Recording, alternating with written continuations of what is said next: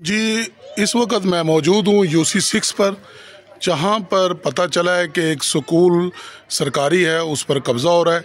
ये स्कूल की पुरानी बिल्डिंग है, ये पुरानी क्लासेस बने हुए हैं स्कूल के, ये पुरानी क्लासेस बनी हुई हैं, ठीक है।